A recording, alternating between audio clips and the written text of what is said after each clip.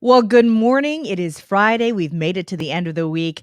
I'm Jennifer Pascua, lead community relations here at Spectrum Health, and you are joining us in our COVID-19 vaccines and our community series. And this morning, we are so grateful to be able to spend time with you, offering you an opportunity to connect with community experts to answer the questions you may have, the concerns that you may have when it comes to COVID-19 vaccines, and of course, everything that comes along with it. And so, throughout our dialogue this morning, we want to hear from you.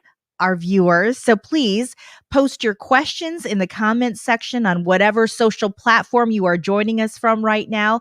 This event is being recorded so that you can share, and those who aren't able to join us can watch later. So we are going to get right to it and get started as we invite our panelists to introduce themselves today, briefly sharing their title, their vaccine experience, and really what they hope they are able to address with us this morning. So, Dr. Jarrett, let's start with you. Good morning. I hope you can hear me okay. We can. Excellent. My name is Kathleen Jarrett. I'm one of the internal medicine hospitalists here at Spectrum Butterworth and Blodgett Hospitals.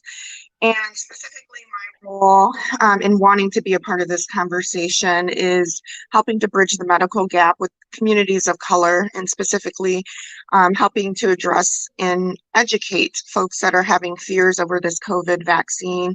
And then, as we know, representation matters, and I want to reach out to the Black folks in my community and help them and feel comfortable that they have a resource available for them if they have any questions or concerns. And I should mention that this conversation is in partnership with the Grand Rapids African American Health Institute, GRAHI. And Dr. Jarrett, we thank you so much because I know last night you were part of a conversation with the Yes. NAACP Grand Rapids, and a lot of conversation happening about that even to this morning. So thank you for getting up early with us and continuing this talk. Next up, we have Tamika Henry. Please introduce yourself. Good morning. Good morning. Thank you so much. My name is Tamika Henry, and I am a principal and administrator in the Allendale Public Schools. I am also an adjunct professor in the College of Urban Education at Davenport University. I have my master's degree in equity, ethics, and justice from Concordia University.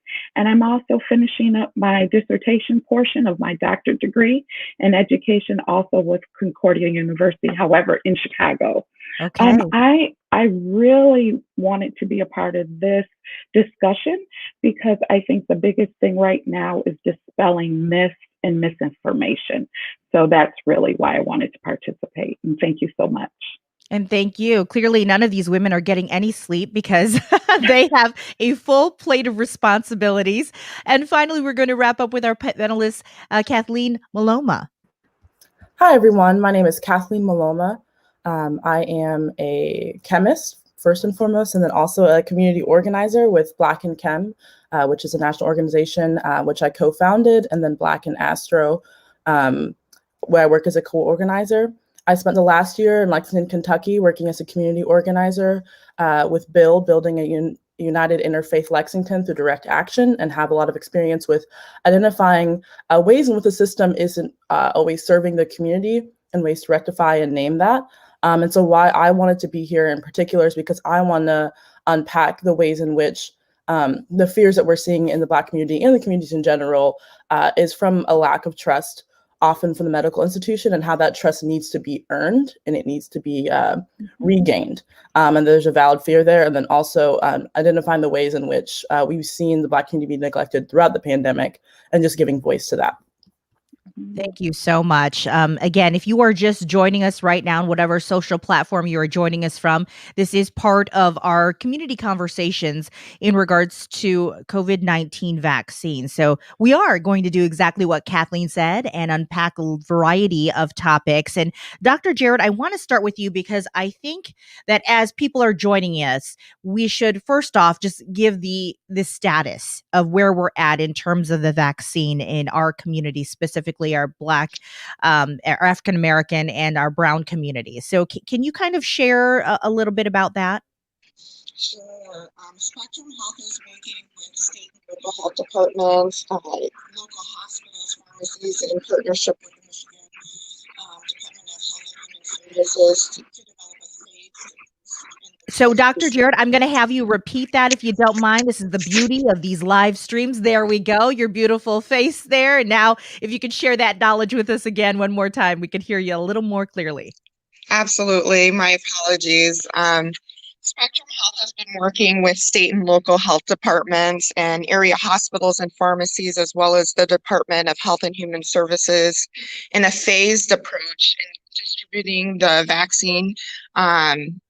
They also, I actually was in conversation with Dr. Almucci that we're developing groups for communities of colors where we can have physicians and other providers kind of get together and come up with ideas on how we can bridge the medical gap in our communities and educate and be available for our community members.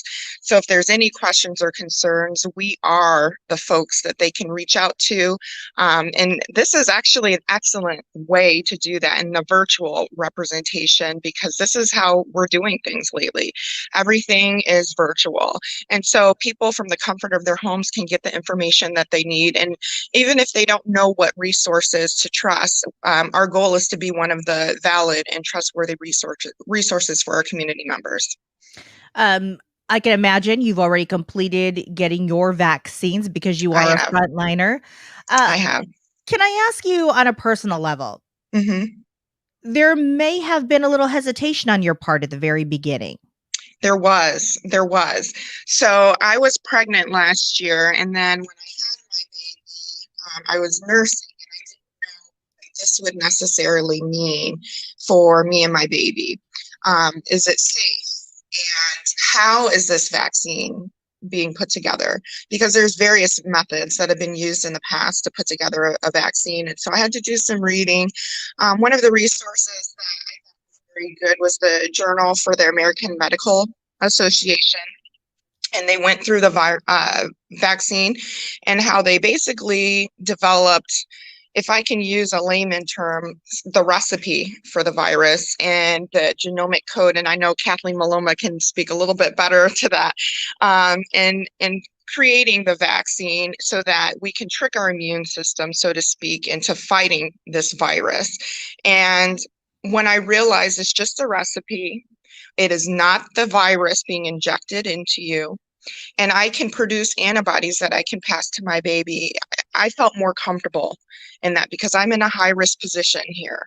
I'm a frontline worker. I work with COVID patients, and even those that are on BiPAP, where the virus, it's providing a pressure air support to their respiratory tract, and the virus is in the air and very prevalent. So I just wanted to make sure I was protecting my family. So I had to make an educated approach to this vaccine to make sure that I was doing what was not only best for me, but for my baby and the rest of my family. And given that you've had your vaccines, for those who may still be a little timid in signing up, or still making that decision of whether or not they want to sign up and get it, could you share with us, some of your symptoms and how that went? Yes. So with my first vaccine, the first thing that was noticeable was injection site soreness on my arm. And I had a little bit of a headache and fatigue, and I wasn't sure if the fatigue was necessarily because my baby wasn't sleeping or if it was the fatigue from the virus. So I can't even, the jury's still out on that one. Yeah, all mothers can understand. As for the fatigue anyway. And then I had a little bit of dizziness, and it lasted about 24 to 48 hours, and it went away. Okay. For the second dose, it was very similar, but I would say less so for me. And some of my colleagues were saying that it was a little bit more with the second injection, but for me, it was different. And for others, I've heard it's different. So I think it's very person dependent and what your symptoms will be. But for those mild symptoms, it's just your immune system reacting to the virus. It's doing, or the vaccine rather, it's doing what it's supposed to do. It's doing what it's supposed to do. I thank you for being very open about the fact that you had hesitations. Did you share those with any of your colleagues or any of your family members, and having Absolutely. that conversation? And how did that go? How did that conversation go?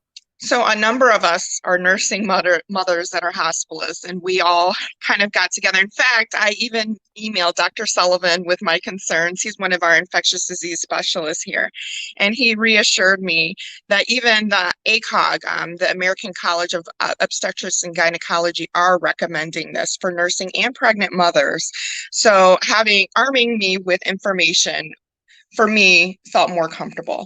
And as far as my family members, they wanted me to get vaccinated because I mean, taking this job, unfortunately, I'm exposed to a lot of things. And so they wanted to be protected as well. And I do have some sickly family members, and I didn't want to pass it to them. Absolutely. So let's segue now to the point of education. And Tamika, I think you can lend into this conversation. We heard Dr. Jarrett talk about the fact that she did a lot of research. She did a lot of, asking of questions. Can it be safe to say that for some in the African American community, access to that type of knowledge is not so readily available? So how do we bridge that gap in making sure that those who don't have that easy access can get the knowledge they need to make the decisions that they need to make? Your point about access is the foundation of our situation right now. The fact that many African Americans or even people in underrepresented communities do not have access to those with accurate information. And I think one of the biggest strategies or greatest strategies that we can use, in accordance with this type of platform, is acquiring that base of knowledge where people know where to go for accurate information. If there were people in the community that could be identified as the ones to go to for that information. In the Black community especially, there are gatekeepers and information keepers and people that are matriarchs and patriarchs in the community that we rely on for a lot of different information and access to different information, spiritual information, health information, that type of thing.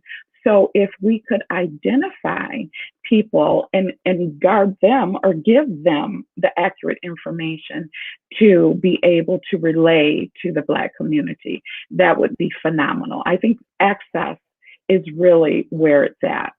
You make a good point because there's so much noise out there. And Yeah. I'll share a story. My mom is 80 and she'll tell me, "Well, I saw this on Facebook." And I said, "Well, Mhm. mom, and she was an educator for 35 years. But when you have all that noise coming to you, and maybe you are in that group of an older generation, right, Mhm. who may not know where these sources are coming from, you're right. I think that it goes back to what Dr. Jarrett said, representation matters, and finding those key individuals in the community to share the information so that people who look like them can go and reach out to them truly matters. And I understand that you being an educator, you worked with many communities, the marginalized communities. You work with the goal of providing access to life-changing resources. Do you know, as we're having this conversation, is there an access point right now? Do we have like a list? A list of individuals where African American community members can go to that's available online, or maybe that's something we start. I really believe that's almost something we start because it's almost like hearkening back to time before the Green Book. We need a Green Book of information that should be available in our beauty shops, our barber shops, online, with our ministers, with our priests, with our rabbis, so that people in the community have reliable resources and not rely on Facebook. And my mom's a YouTuber, so she's always watching a YouTube video.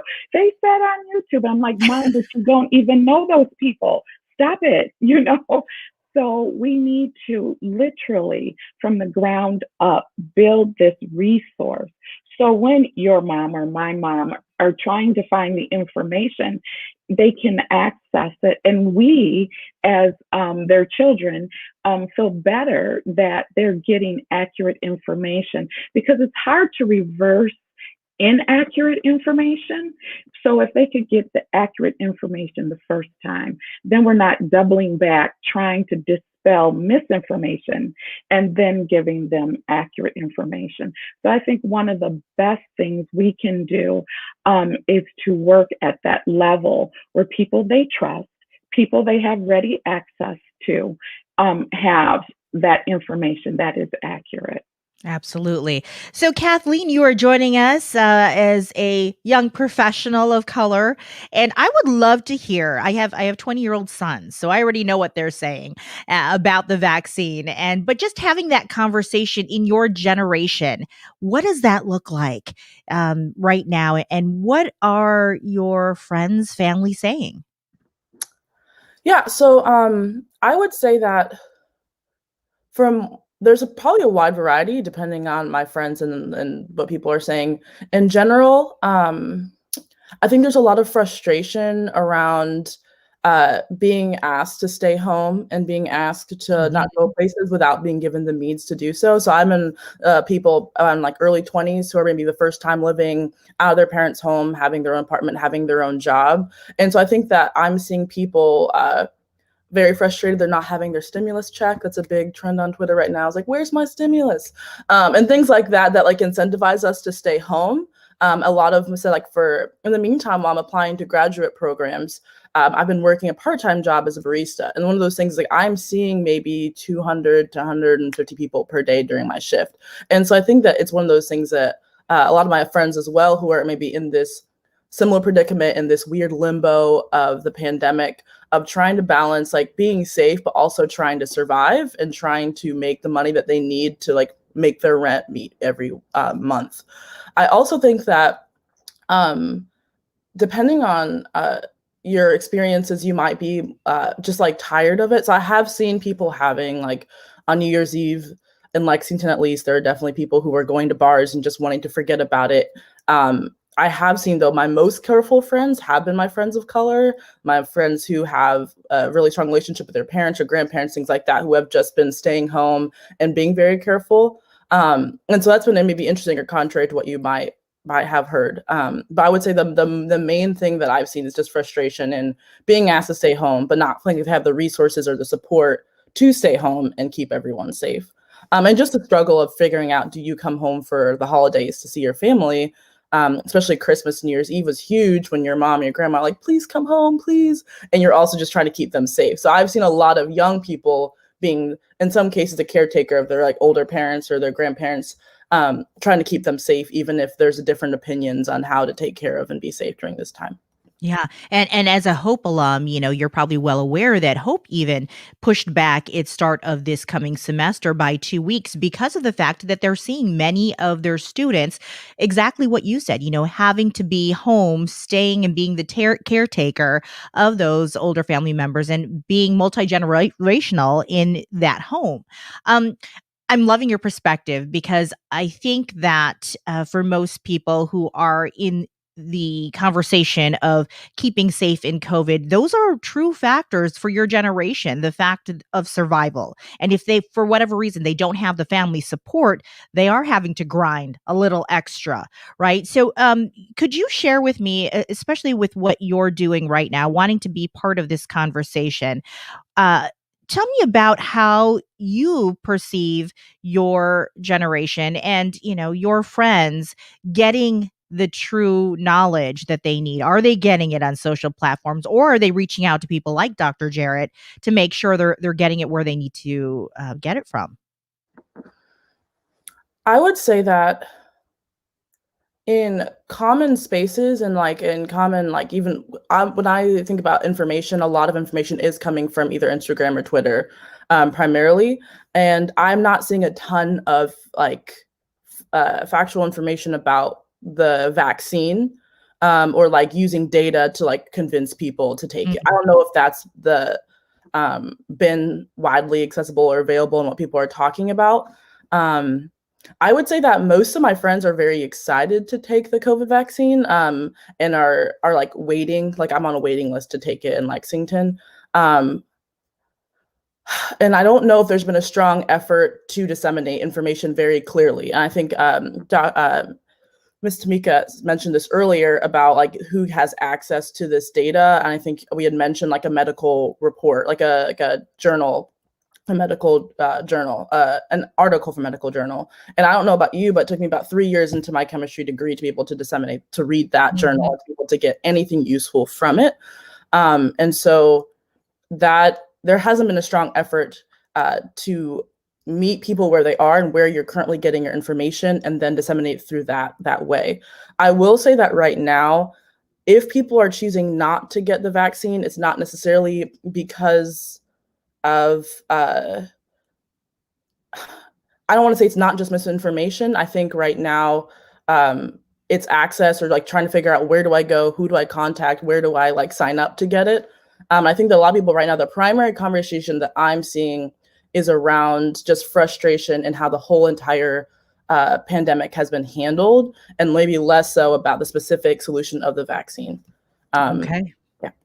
That's great. I want to just note that at the bottom of our screen right now, you're seeing that we have our website with Spectrum Health, where you can get additional COVID-19 vaccine information. Jot that down. You can get that accessibility at any time that you want to log on from your laptop or from your phone. I think this is a nice segue, Dr. Jarrett, to mention exactly where we've been talking about in terms of the data, and it's increasingly confirming that Latino, Hispanic, and African American communities most likely listen to physicians who look like them. And so I want to ask you specifically, is that a conversation happening with your colleagues? And if so, I'd love to hear more about that. So a point of clarification, is it a conversation with my colleagues on getting the communities of colors involved? Can you clarify? Yes, absolutely. And making sure at the forefront there are people of color in that role as a physician, getting out and being almost a spokesperson per se about the COVID vaccine and the importance of that. Oh, yeah.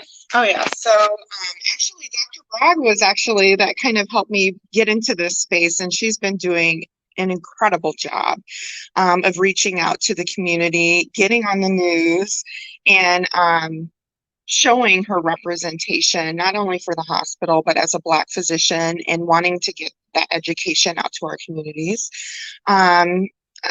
Additionally, in terms of talking to me and my patients, I've been encouraging them to follow up with their primary care if they're part of Spectrum, and helping them to fill out the survey so that they can get on the wait list.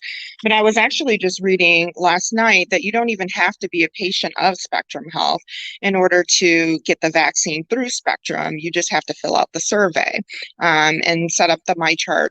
So yes, those are shared conversations that we have been having, but also I think there's a lot of work to do still yet. I think we're at the start of our work, and honestly, I think we've got some work ahead of us in disseminating this vaccine to the population, and how the phased approach will affect communities of colors and access, because not only do we have access issues that even before this pandemic we had, but now we have competition for a needed resource and wanting to be on that list. I had a patient who every day was just like, get me that vaccine. And they were in the hospital with COVID already. And I said, you can't get the vaccine quite yet because you already have COVID, but you have to wait. And just the fear of waiting when there's already a wait list, and just giving them information. And I know that Spectrum is creating something called COVID at Home. And I've been tapped to help with that program, where we have COVID patients that are stable enough to go home, but we don't want patients to feel like they're being left out, and to just not necessarily suffer, but to have symptoms, and then addressing the anxiety and the fears of being home with COVID alone. And if they have questions, they can reach out to us and feel like they have an avenue to get the resources that they need and their questions answered, and feel more comfortable in beating this virus. And then we can also hook them up with resources in getting the vaccine. You know, that was a question that I was going to ask you. You know, we're bringing this conversation and many others. You mentioned Dr. Bragg, and I should mention for those who are joining us and didn't tune in to one of our first episodes in this series, Dr. Bragg was very vocal and shared a lot of knowledge with us. So I invite you to go back and watch that as well. That's on our Facebook site. But, to the point that we're bringing this conversation into homes and cell phones, virtual spaces, what is being done to bring vaccines into the African American communities to meet them where they're at? Could you talk a little bit about that, Dr. Jarrett? I actually don't have the information about that quite yet. I did reach out to Dr. Almucci to see what we're doing, and right now we are in the preparation phase. And I'm very, very much interested in actually being someone that helps to carry out that plan once we do have that solidified. So we have a question from one of our viewers, and it kind of segues into the whole idea of myths and what we're seeing and what we're hearing. What is your experience, Dr. Jarrett, facing misinformation? Oh, there's so much going on Facebook and social media. Specifically, one of the things that shocked me was someone had posted that getting the vaccine was basically equivocal to being a part of like the devil. Is that literally was what was said. They view COVID as the devil, and you're injecting the devil in you, and that's just not the case. The virus is not being injected into you. So misinformation with that, and then the fear of, well, if you get this vaccine, it's been rolled out way too soon, and we don't know what the side effects are going to be. This is an emergency bill. We don't even know necessarily what this will necessarily mean, and then we have this resistant strain, and we don't even know if the vaccine is going to be effective. And so the way I've been trying to address it is, you've got a recipe to make bread. So you add another teaspoon of salt. It's still bread in the end. We just don't know how it's necessarily going to taste. So I don't know if that helps you to understand, but the vaccine, we know it's going to work for COVID-19. We just don't know what it's going to mean for the efficacy of the vaccine. And right now, we don't even know the information on how long this current vaccine will last in terms of the protection that it gives us. And with this resistant strain, I think as more information is available, we'll learn how the approach of this resistant strain will be in terms of coverage of the vaccine and its efficacy as well. Thank you so much for that. Tamika, there's a question from one of our viewers. How can educators play a role in getting correct information to their communities, much like the idea that, vaccines, there are no out of pocket costs? How do we get that out there to them? What can educators do, especially in the role that you play? I think, first of all, educators have to have the accurate information themselves. Good point. So that we are comfortable and confident in getting the information out and having those difficult conversations. The thing about when we get in the middle of a mess, we just want to solve that mess right there. And we kind of miss, as Kathleen was talking about, the historical piece that goes along with it. And I think as educators, we have to be a little bit more global in our conversations. We have to touch on all the pieces. Unfortunately, it's a tough job, but we have to do it. We have to touch on all the pieces that give people anxiety about this time period. And so we can't we can say it, but it's not going to be effective. Just get the vaccine, just get the vaccine. We have to, as all the panelists have said, meet people where they are with their anxiety. We have to listen to what that anxiety is. We have to be knowledgeable ourselves and then be empathetic enough to disseminate that information where someone can intake it. There is a historical reason why many communities of color are kind of standoffish when it comes to vaccines, medical care, and that type of thing. It doesn't mean we don't want medical care. We just know what happens when we go and put ourselves at the mercy of medical care. So I think those are two different things. People of color want good medical care. So let's just get rid of that. We want it. The problem is, or the issue is, the challenge is, how do we get them to trust again. And that's the issue. So I think with educators, we have to first be knowledgeable, accurately knowledgeable. That means we got to read a few things that might be challenging, ask questions of people who we may not normally ask questions of, know who we can go to when we don't know something. And then when we do have these conversations, make them intelligent and meet people where they are. That is so important because in education, we have the children at all the ages, and we can have those conversations with these children. They go back home, they're talking to their Nana and their Big Ma and all of that. And they're saying, well, at school, Miss Henry said, and, then Big Ma or Nana will call me, and then I have access to the family. So we have to broaden our perspective of how to disseminate information and education. I just want to also add, oh, sorry, do you mind? Go ahead. No, please, go ahead. I'm just so glad that you mentioned that, Ms. Henry, because I feel like I think we're afraid sometimes to really hold both, to hold the really valid reason of the distrust and to hold the efficacy of the vaccine. And so I think Dr. Jarrett was mentioning it is a recipe, right? So it's pieces of RNA. So that's how it's the instruction pieces that are going into our body. Our bodies is manufacturing, reading the instructions, and maybe one instruction will be make the whipped cream, and they'll make the whipped cream and they'll make the dough, they'll make the whatever, and they're not actually combining it to make it a cake, this virus. So you're never actually going to have the fully formed virus in your body. You're going to have each of the individual pieces that your body can learn to fight. So I'm holding that, right? I'm like, this is my mom took the vaccine. She's actually a health professional in Indianapolis. I trust that vaccine. But also I know that Black women, when they go into the hospital, are 4 times more likely to die when they're giving birth, like today in this moment. I also know that Black babies are usually significantly lower weight than their moms, but lower weight than white babies when they're born.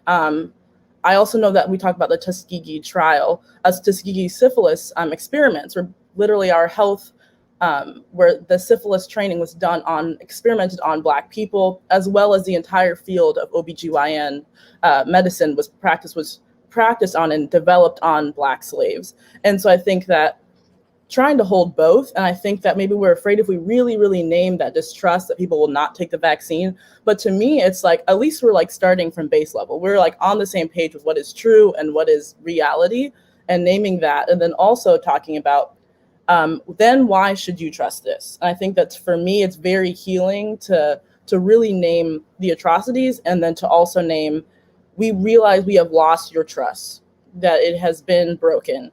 And here is why, in a very clear way, we're asking you to trust us again. And I think that posture of asking you to trust us, I think is very respectful one, and names. And I want to also reiterate what Miss Henry said about, we want good quality healthcare. That's all we've wanted, is to be healthy and safe. And so I think there's an eagerness to trust, an eagerness to have good healthcare. It's just, we want to feel like it's been earned.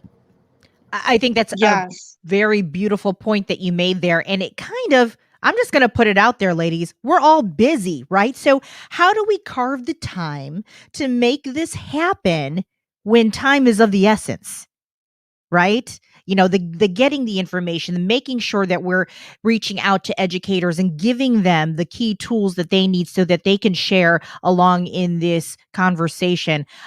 Dr. Jarrett, you had something that you'd like to add to what Kathleen said. Yes.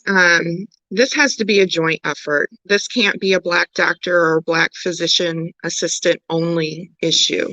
We didn't get here by ourselves. We all have to be ready and willing to address that this is a social determinant of health. This is a barrier that all of our community is experiencing. And it's not just COVID right now. It's unfortunately the killings of Black folks in the streets. So we take the trauma from what is going on around us, and then we put it and drop it in the setting of a pandemic. And then we're asked to focus on our health when we're just focusing on our survival. So at this point, it has to be everyone. Everybody has to be involved. Everybody has to be ready and willing. And one way I've thought of potentially addressing this is having a town hall And I'm sure my upline is just loving this, but I really think a town hall with this information that people may not know, people that are physicians that are not people of color, so that we can disseminate the information and also come up with ways to kind of approach patients of color, that there is a fear, and I want you to trust me, and I want you to be able to be real with me. If you have a question or concern, or you're questioning what I do, this is your body. This is your health. And I want to make sure that you feel comfortable with everything that we're doing. And I want you to feel as though you're in charge. This is called patient-centered care, and an activated patient at that. And knowing that whatever is being presented for me, I know why it's being presented for me, and I know what it does. That's an activated patient. And I think that if we engage our community in this way, it'll help facilitate trust. I feel like my patients that know why I'm doing what I'm doing are more likely to also be folks that go out and actually do what I say outside of the hospital. Compliance is the word that I'm going for. So the joint effort in of itself, and then coming together as a group, as a hospital, I think that approach will be successful. I absolutely love that town hall idea. And so, yeah, I think that that would have true impact. You know, we're talking trauma right now too. A lot of the things that what all of you ladies have mentioned, dealing with trauma in the African American communities and the brown communities and such. Um, how do we get to that moment where we're also taking into consideration the sharing of tips and ideas in terms of self-care? Because whether some of these individuals have been diagnosed with COVID, or they have the incredible fear of getting COVID or the vaccine, how are we having the conversation, or is that conversation even happening in the communities about the importance of self-care, people as a whole? Whoever would like to jump in on that. Well, I can jump in for just a moment and just add a little something on the self-care and trauma. Not sure how many people are familiar with Dr. Joy DeGroo's work on trauma. She speaks to trauma as being intergenerational, especially in the Black community. Your great grandmother suffered trauma, and that trauma affected how your grandmother was raised, and that trauma affected how your parents were raised, which affected how you were raised and affects how you raise your children. So trauma in the Black and brown community is definitely intergenerational. And we have to, again, as Dr. Jarrett said, we have to acknowledge this trauma. And you don't get past trauma by just saying, get over it. And how many times have people in the Black and brown community have heard, just get over it and move on? Well, every time we get over and move on, there's another trauma which sets us back to the previous trauma, which tells us we shouldn't have trusted you in the first place. So in that frustration, we have to, and I love what Ms. Kathleen said, we have to acknowledge the trauma and then explain why we would like a different direction. And that leading to your question on self-care. Self-care, sometimes, we'll think about, jogging and eating fresh fruit and doing yoga and taking some mindfulness time. Well, to people who are in the midst of trauma, that sounds absolutely ridiculous. I do not have time to do yoga when I'm trying to get the children to school and grandma is having a moment and all that. So when we talk about self-care, it is a community self-care. I think we need to go a little wider with self-care and stop thinking individually. When we talk about self-care, this is just me, I think it should be called community care. How can one person access another person and help them have a moment of peace and calm? If your children come to me and they have a phenomenal day, and I make their experience at school so wonderful that when they come home, they're just full of joy. That's community care. They come home not upset and throwing the backpack and, knocking their sister over because it was such a horrible day. I think every person within their sphere of influence has a responsibility to the community that when that person leaves you, that child leaves you, they are in a better space to make their next contact a more prosperous or fruitful one. So for me, when we talk self-care, not to be off-putting, but that's real middle class self-care. We need community care when we're talking about a lot of Black and Brown people's situations and circumstances. They can't do it alone. This is, as Dr. Jarrett said, this is not something, we're in the midst of such I always say, who is shaking my snow globe? Stop shaking my snow globe, because it's like everything is up in the air, and it's going to take all hands on deck to calm that and bring homeostasis back in our community. Such good points, Tamika. I mean, I see Kathleen shaking her head like, yes, you are speaking what we are all Yes. thinking. Both Dr. Jarrett and Kathleen. Kathleen, I would like you to kind of piggyback on what Tamika just said, because throughout that whole conversation, I was watching your body language and you were feeling it. Yeah, like she was preaching. I was like, I'm in church right now. The truth is being said. Amen. Also, I just love that both of our names are Kathleen, Dr. Jarrett. Yes. It's kind of confusing for you. You're like, which one? So I'll be brief. I just love what you said about the importance of community care, and that self-care is a privilege to like set our, like, let's have a bath day, like turn everything off if your kids are screaming at you and you have a thousand things to do and you don't have time to be in the tub.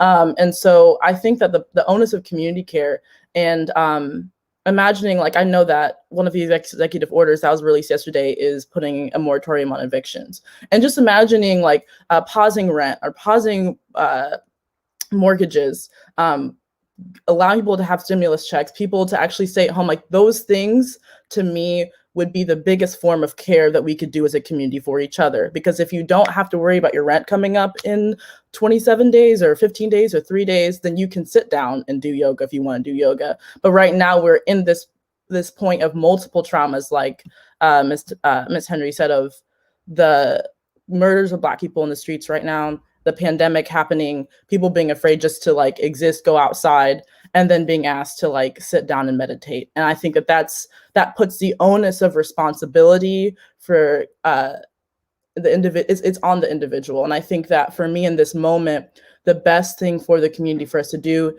is to get rid of those huge stressors and to take the burden that is currently on poor marginalized folk who are in this like day-to-day survival setting, and be like, well, why don't you just do yoga to calm down, or just read this pamphlet? When I think some of the best things we could do is mitigate some of those cares with policies from the people in power, to make sure people can rest and people can get out of fight or flight. I just want to also emphasize what Ms. Henry said about intergenerational trauma, and how it's not even just the way that we're raised, it's also like genetically. So epigenetics is that the cortisol levels, the stress levels of your great-grandparent affected their DNA that they passed on to you. So it's not even just like practices and coping mechanisms, it's truly how your body is encoded and genetically, and how your environment while you're living affects your DNA. And so I think that's a very important thing. And that cannot always be fixed by just a spa day if you have the money to do it. So that's maybe my perspective. But I know Dr. Jarrett also had other things to add. Well, actually, I was going to say, how can I follow any of that up? You guys have really you took the words out of my mouth. I mean, there's no additional need. You've done it. You said it. Well, what you're speaking, I think, is really is resonating with our viewers. I know that there was a comment that just popped up there. I think you've coined a new term, Tamika, in terms of that community care versus self-care. And I also think it's good to point out that people who are not in the community of people of color, the understanding that they need to have, because it brings so much perspective as we learn from each other, right? And that's truly why we're having conversations just like this. And we intend to continue these conversations because it is so important. So if people are just joining in on what is our tail end of our conversation, this has been a wonderful panel that has talked pretty much about everything. And so I invite you to share this. And when you make the time, and make sure that you share these with your friends and family, this link, so that they can be part of the conversation as well. And, can we go back, Dr. Jarrett? I want to just credit this in terms of what it is that Spectrum is doing. And I think that we do need to acknowledge the fact that they are giving time to people just like you to share your expertise in conversations like that. Speaks highly to, I believe, what Spectrum Health wants to ultimately do is connect with community and the communities that Mhm. we serve. And so many other health systems may not have the luxury of being able to take this hour of time from their physicians to have this important conversation. So this is something that obviously you believe is so crucial in doing, right? Yes, absolutely. When I go outside, if I'm not wearing my badge, if I'm not wearing my white coat, I am a Black person. No one sees me as a doctor. And so I connect with my people and I connect with my community. And I know that this is something that's very scary. And I know that it is something that we cannot ignore. This is something that we all have to be a part of in order to help bridge the gap. And I definitely want to, I'm looking at various comments that are coming through in our social. Um, nationally right now, we're seeing that the high vaccine demand versus lagging supplies that we're experiencing. We're obviously hoping that those supplies can start to ramp up in the coming weeks, in the coming months, so that we can, certainly reach out to provide for our African American and Brown communities. Dr. Jarrett, what is Yeah. your ultimate hope with that and keeping that conversation strong until Yes. that time happens? I'm really hopeful. Can you hear me? We Sorry can hear about you that. now. Go I'm ahead. on my cell phone and it switched screens for a second. I'm hopeful with the Johnson and Johnson vaccine that's about to come out that the shortage will be ameliorated and rectified, so we'll have the numbers that we need to roll out to our communities. Um, I think continuing these conversations, going out into the community in spaces and being available to have these conversations is something that we'll just have to continue to address as these coming weeks unfold. And really, I don't know what it'll bring with the vaccine. I'm hopeful, I'm very hopeful that at some point in the next few months that we can feel the sense of normalcy again. That's the main reason and me wanting to get out there is I want to feel normal again. And I don't know what it'll take, but I'm willing to be a part of the discussion and I'm willing to be the one that helps facilitate that. We thank you so much for your time, Dr. Jarrett. Tamika, I got to ask you, we've had some wonderful conversation this morning in our time together. What are you going to talk about with your neighbor, especially your African American neighbor today? Process. I think some of the stress level is coming from process. Of course, trust, we talked about that, but process. And if I can just assist people in knowing the process of how to access information and the vaccine, I think that would alleviate quite a bit of stress in many of our communities. Not knowing what you don't know many times causes more stress and isolation than anything else. So I think being able to give people step by step, just like you would tell them how to log on to YouTube or Facebook, how I told my mom and should have never told her. But the process of that step by step, create your My Chart. Do you need assistance in creating that My Chart? This is where you go when you get on My Chart. You fill out the survey so you can get on the list, then check back to see if you can make an appointment. I think for many people in Black and Brown communities, you don't know what you don't know.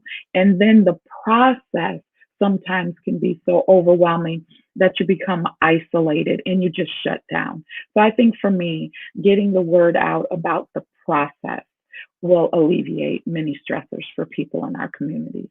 Thank you so much, Tamika. And Kathleen, we've heard her mention the fact that you don't know what you don't know. A DHHS focus group found that Black population more likely to get their info exactly from YouTube, Facebook, the Latino Hispanic community getting their information from the radio.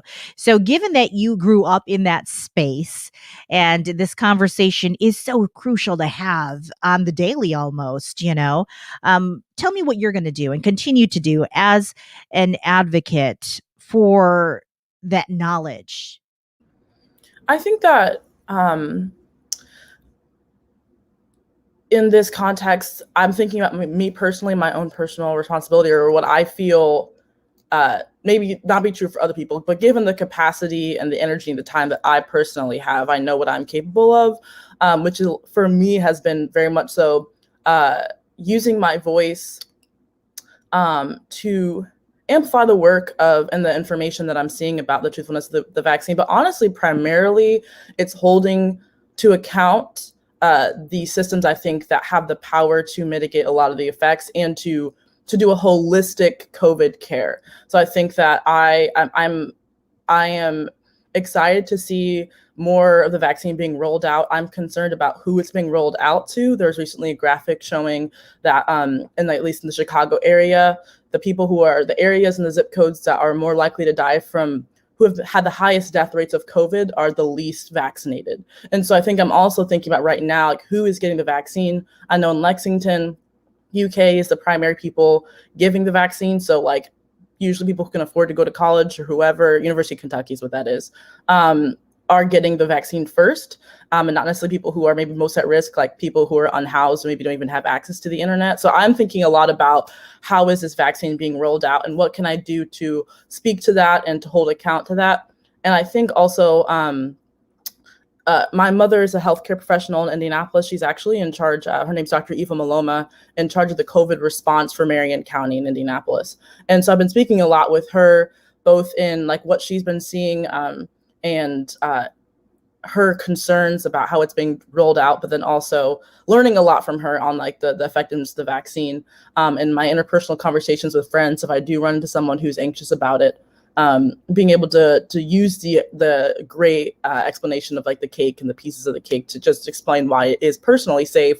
But for me, I see my role right now is getting the stimulus checks, getting the pause on rent, getting the things that allow people to stay home and stay safe while they're waiting for the vaccine, and making sure that the way the vaccine's being rolled out is equitable, which is not what I'm seeing right now.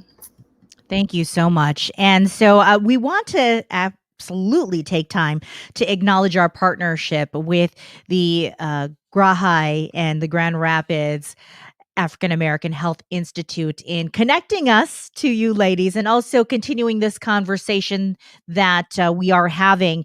And I just want to kind of close off. I think it would be great if we could close off with maybe each of our panelists sharing one word to our audience as we wrap up this conversation, and what that word means to you in terms of the survival and the importance of getting that educated background to make the choice that they are ultimately going to make about their health. So, Dr. Jarrett?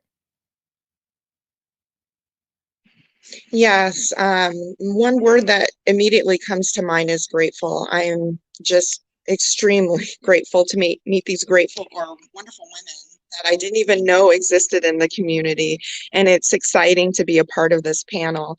I don't want to take away from the other women, but I'm just excited for the work that we're all doing here, and that Spectrum is helping to disseminate the information out to the community. I'm just so excited. Tamika? My one word would be grace. Let's just grant a little grace to each person we come into contact with. Everyone is going through in their own way. And if we can just for a moment, just have a little empathy and grace for that next person, I think we'll all get through this just fine. And Kathleen? I think amazing words everyone has chosen. For me, it would be reparations. And that would be, I chose that word in regards to like acknowledging, addressing, and paying restitution for the harm that's been done in this process. I think this is going to create a great opportunity to address the harm that's been done and start to rebuild that trust in this moment. There's a lot of need. So that would be my word. Well, thank you, all of you who are tuning in and joining us for Spectrum Health's ongoing series, COVID-19 vaccines in our communities. We appreciate you, our panelists, for sharing your time, your expertise on this topic. And once again, we plan on sharing this recording on our website, spectrumhealth.org, where you can find many resources. We can pop up right there, the website at the bottom of your screen. Jot that down, spectrumhealth.org/vaccine. We thank you again for joining us, and everyone have a great Friday and a great weekend. Thank you so much for that.